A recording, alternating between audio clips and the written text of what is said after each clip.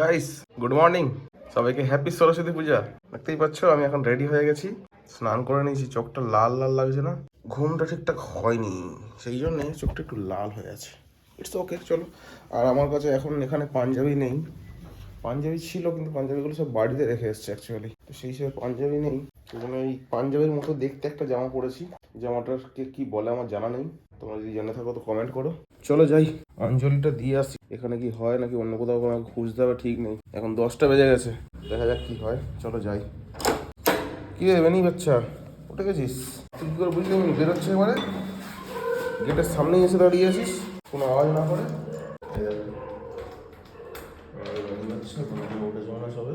ঘর থেকে উঠলি সবে? হ্যাঁ, সবই রিপ্লাই দেওয়া শিখেছিস তো। সব শিখে গেছো। ব্যাগটা একটু ভালো করে ধুতে হবে। তো স্নান করেছি, সব শীত পালিয়ে গেছে দেখতে পাচ্ছি, শুধু একটা জামা পরে বেরিয়ে গেছে। আই থিঙ্ক এখানেই হয়ে যাবে অঞ্জলি। দেখতেই পাচ্ছি চলছে আমার বাইক কততে এখন 13-14 চলছে। এই 13 বাইক তো বুঝতে হবে কি হয়ে আছে। ওই যে ক্লাব আছে, ক্লাবের পাশে ওই যে প্যান্ডেলের উপরে ছোটো মতো দেখতে পেলে, গিয়ে দেখাচ্ছি চলো। যাই হোক, এখানে এখন কিছুই হয়নি, পতাকা উত্তোলন হয়নি, এখনো হবে এবারে। চলো। বন্দে মাতরম, বন্দে মাতরম, জয় জয় হিন্দ, জয় হিন্দ।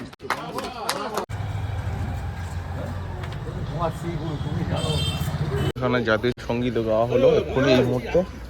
আর এদিকে দেখো মায়ের মূর্তিটা দেখো, এখনো পুজো শুরু হয়নি। আবার আমার একটু তাড়া আছে, তাই ভাবছি এখানে আশেপাশে যদি কোথাও অন্য কোথাও পুজো মণ্ডপ থাকে সেটা গিয়ে একটু দেখি। ওদিকে ঠাকুর নিয়ে যাচ্ছিল কাল রাতে। 12টা বাজতে যায়, 11টা 48। দেখা যাক, এখন পুজো শুরু হয়েছে, দেখা যাক কখন অঞ্জলি হয়।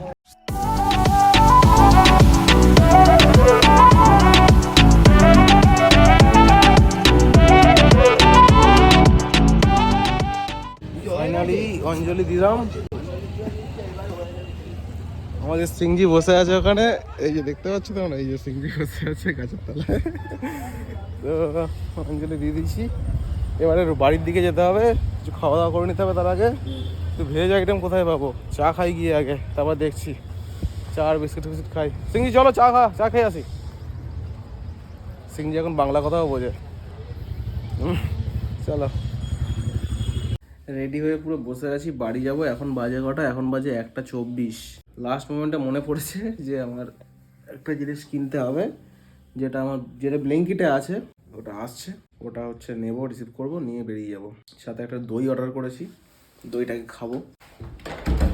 তো দাদা চলে এসছে নিচে, যাই নিয়ে আসি। এটাতেই গলে যাবে? Thank you.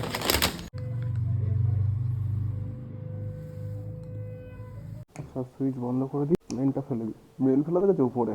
As you all know, আমি ওই রাস্তাটাই আবার ধরবো যেটা আমি নতুন শর্টকাট পেয়েছি। তো এখন বাজে যত সম্ভব 1:50। ধরো না 5 মিনিট আগে আমি রুম থেকে বেরিয়েছি, মানে 1:45। বেরোতে বেরোতে লেট হয়ে গেল কিছুটা। We are now in Nepalganj road, we are heading towards Nepalganj and then Julpia. ধীরে ধীরে ধীরে ধীরে। সাবাস কাকা, কি করো গো? কাকাদের উপর ভরসা নেই। সৌরভ ফোন করছে, ছোটু ভাই দেখি কি বলে। বল ভাই, কি খবর? ভাই আমি বাড়ি যাচ্ছি রে, আমি যাচ্ছি এখন অন দা ওয়ে। বল, কিছু বলছিলি? ও, খিচুড়ি বানিয়েছিলি? বাহ, তা একটু আগে জানাতে পারতিস, তোর কাছ থেকে খিচুড়ি খেয়ে বাড়ি যেতাম। ফোনে ফোন লাগছিল না। কখন কখন ফোন করছিলি? আচ্ছা, সবুজের কি খবর আজকে? ওর কিরকম প্রেশারে আছে মালটা? ফোন করা হয়নি ওকে? ও বিজি বিজি আছে, ওই জন্য ওকে ফোন করিনি, সন্ধ্যাবেলা করবো। এক্ষুনি আমি হাত ছেড়ে চালাতে চাইছিলাম, ফ্যামিলি পার্সন দেখলে গাল দিতাম আমাকে। फैमिली देखती है नहीं तो मैं ऐसी ऐसी करतूत दिखाऊं। वी आर एट नेपालगंज बाजार एंड बाजार इज नाउ एम्प्टी। ठीक है, हमारी भूल, आई नो। काका दिखे ढूंढ मैं जानी, ताओ ट्राई করছিলাম। मैसेज आ रहा है फोन में, देखना पड़ेगा, रुको देख रहा हूँ। এই টাইমে যাওয়ার মেন ফায়দা হলো এই দুপুরের টাইমটাতে দেখতে পাচ্ছ রাস্তাঘাট পুরো ফাঁকা আছে। তো যেমনটা তোমরা দেখতে পাচ্ছ, আমি এখন ঢুকছি কোথায়? জুলপিয়া চলে এসেছি। দেখছো তো? হ্যাঁ একদম ঠিক করে দেখো, জুলপিয়া বাস, জুলপিয়া টু আই থিঙ্ক ধর্মতলা। বাচ্চারা হেভি সুন্দর লাগছে শাড়ি পরে। এই বাচ্চাবেলায় যে মেয়েরা শাড়ি পরে না, বাচ্চাদের ছোটো ছোটো ছেলেদের যে পাঞ্জাবি পরিয়ে দেয়, হেভি কিউট লাগে না? আমার তো হেভি লাগে। বাচ্চাদের এই হাতে খড়ি, আজকে একটা গেছিলাম সরস্বতী পুজো, ওখানে তার মানে তার হাতে খড়ি হবে, বসে বসে দেখি শুধু চিপস খেয়ে যাচ্ছে, আর তাকে শাড়ি পরিয়ে দিয়েছে। বলছে তার মা বলছিল একে চিপসের লোভ দেখিয়ে ওকে হচ্ছে ওই পড়াতে হয়েছে। হেভি লাগছিল, আর কীভাবে বসে বসে খাচ্ছিল গাবুস গাবুস করে।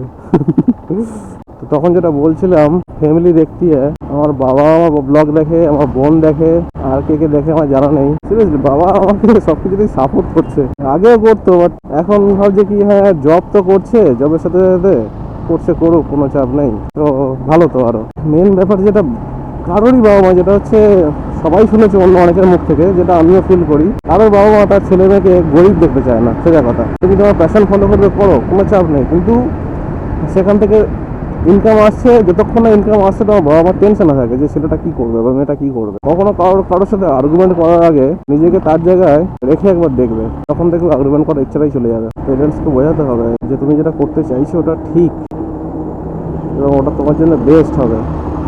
যে আব্বা নেই মানেঙ্গে সিচুয়েশনটা তো ওকে ফেস করতে হয়েছিল, শুধু মুভি না, রিয়েল লাইফেও হয়, ওইভাবে অ্যাপ্লাই করে দেখো। এই কি বলবো, এই যে বাড়িতে যাচ্ছি না, মানে অ্যাকচুয়ালি মুডটা একটু খারাপ হয়ে আছে, তার কারণ একটু না অনেকটাই খারাপ।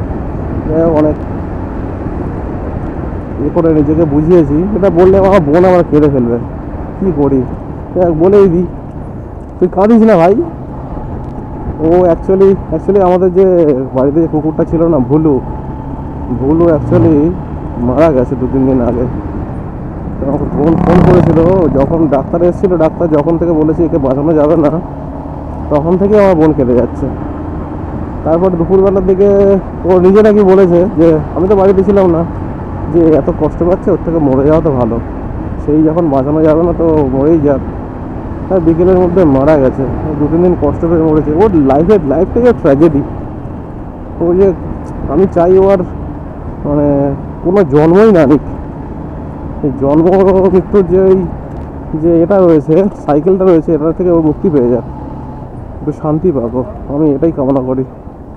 ওকে আর জন্ম নেওয়ার দরকার নেই, মানুষ হয়েও জন্মাতে হবে না, মানুষ হয়েও এখন মানুষের মধ্যেও সেই পশুবৃত্তি বেশি হয়ে গেছে, দরকার নেই। ও যেন শান্তি পায়, ভগবান যেন ওর আত্মার শান্তি দিক, ওকে আর জন্ম দেওয়ার দরকার নেই। তাও যদি ওর বড় মনের কিছু ইচ্ছা থাকে সেটা অবশ্যই পূরণ করো, এটাই আশা রাখি। হয়তো ও চায় কিছু মন থেকে, এগুলো একটা ডিপ থটস আছে, আমি সেটা কখনো বলবো, কেউ যদি শুনতে চাও। আমার বোন কেঁদেই যাচ্ছে কবে থেকে, মানে এখন জানি না, এখন আমি বাড়িতে যাইনি, আমার খুব খারাপ লাগে। কিন্তু হ্যাঁ এটাই ভেবে যে ও যে ওই কুকুরের যে জীবন, ওই যে একটা বাজে পরিস্থিতি থেকে ও হচ্ছে মানে ও মুক্তি পেলো, এটাই শান্তি না? এটা ভেবেই খুশি থাকো আর কি। কারণ আমরা মানুষ হচ্ছে, প্রত্যেকের অ্যাট্রাকশন যেটা আছে সেটা হচ্ছে মানুষ ভুল, ছাড়তে লেট হয় বা ছাড়তে টাইম লাগে, কিন্তু এটা ঠিক আছে, কি করা যাবে আর। ওর লাইফ ওইটুকুনি ছিল, ওর লাইফ তো আরও অনেক শর্ট ছিল, হয়তো ভগবানের কৃপায় বেঁচে গেছে। মানে ও তো তখন 1 মাস না 2 মাস বয়স, তখনই মরে যাওয়ার কথা ছিল। ওটা পরে কখনো আসবো, তাহলে তোমাদের ক্লিপ দেখাচ্ছি, দেখো। আমি বাড়িতে গেছি আর ও দেখো কি করছে, শুধু দেখো, মানে আমাকে দেখতে হবে, কত ভালো ছিল, কত সুস্থ হয়েছিল। তো যাই হোক, কী আর করা যাবে, ওকে আমরা কতটা বা ভালো রাখতে পেরেছিলাম, যতটা আমাদের সামর্থ্য অনুযায়ী ততটাই পেরেছি, আর কি করব। আমার মা এবং আমার বাবা তো মানে প্রচণ্ড করেছে, প্রচণ্ড, মানে ওরকমই, মানে নিজের ছেলেকেও মানুষ অনেকে হয়তো করে না, এইভাবে ওকে যত্ন করেছে। যখন শরীর অসুস্থ হতো বা এ হতো, সেই সময়গুলোতে আর বিশেষ করে বাড়িতে যেতে যেতেই আমার মনে পড়ছে, কারণ ওকে গিয়ে আর দেখতে পাবো না। যখন আমি চলে আসতাম, 1-2 বার হয়েছে কি তাড়াহুড়ো করে বেরিয়ে এসেছি, বাড়িতে গিয়ে পরে বাড়িতে গেছি, আমি তো থাকি না বাড়িতে, সপ্তাহ 2 পরে বা 1 মাস পরে গেছি। আমার মা বলছে ওকে তুই বলে যাবি যাওয়ার সময়, ওকে যদি না বলে চলে যাস ও হচ্ছে ও প্রচণ্ড কষ্ট পায়। তাহলে ঠিক আছে, বলে যাবো। আসার সময় প্রায় ম্যাক্সিমাম বলে আসতাম, তারপর আস্তে আস্তে বুঝে গেছে যে আমাকে দেখতে পাচ্ছে না, মানে আমি চলে গেছি, আবার আসবো পরে। ওরা প্রচুর টেনশন করে যে কোথায় গেল, দেখতে পাচ্ছি না, কিছু হয়ে তো গেল না, ওরা প্রচুর টেনশন করে। ওরা প্লাস বিড়ালটা ওরকমই, যে অ্যাটাচ হয়ে যায় তাহলে ওরা ওরকমই ভাবে। তুমি বেড়ালদের একটা সাইকোলজি আছে, সাইকোলজি তুমি দেখবে সকালবেলা যখন তুমি ঘুম থেকে উঠবে না, তখন তোমার বাড়িতে যদি কোনো বেড়াল থাকে সকালবেলাও বেশি, সব থেকে বেশি আদরটাও সকালে দেখায়। তার কারণ ও যখন তুমি ঘুমাচ্ছ, ও যদি জেগে থাকে দেখবে তোমার কোনো সাড়াই নেই, ও এসে তোমার আশেপাশে ঘুরবে, কী হলো, ও ভাবে যে নাকি এক্সপায়ার হয়ে গেলো নাকি, এরকম টাইপের কিছু একটা ভাবে। তারপরে যদি সকালে দেখে যে আবার তুমি উঠে গেছো, তো তখনও আরও খুব খুশি হয় আর কি। তো এই জন্য তোমার এই আদর ভালোবাসাটা পেতে চায়, এই জন্য হচ্ছে ও আরও বেশি অ্যাট্রাক্ট হয়। গল্প অনেক কিছু কথা শেয়ার করলাম, জানি না ব্লগটা কত লম্বা হচ্ছে। যদি ভালো লাগে একটা লাইক কর। মাগুর পুকুর চলে এসেছি। মাগুর পুকুর থেকে লেফট সাইড নিলেই আমি বাড়ি চলে যাব, ধামা উঠবো, ধামা থেকে বাড়ি। বাইক চালালে এখন হালকা ঠান্ডার যে আভাসটা হালকা পাওয়া যাচ্ছে, এখনো পুরোপুরি উত্তপ্ত হয়নি এনভায়রনমেন্ট, কিন্তু গরম চলে আসছে। ধীরে ধীরে যাই, দুপুরবেলা ফাঁকা রাস্তা, কিন্তু তাও we have to ride carefully and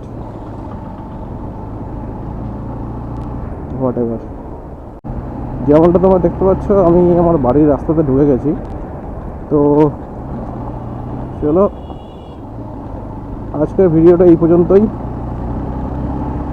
দেখা হচ্ছে পরের ভিডিওতে, মানে নেক্সট দিন। ভালো লাগলে একটা লাইক করো, চ্যানেলটা সাবস্ক্রাইব করে নাও এরকম আরও অনেক ভিডিও দেখার জন্যে। চলো, টাটা, সবাই ভালো থেকো, সুস্থ থেকো, আর সবার সরস্বতী পুজো কেমন কাটলো জানাও। টাটা।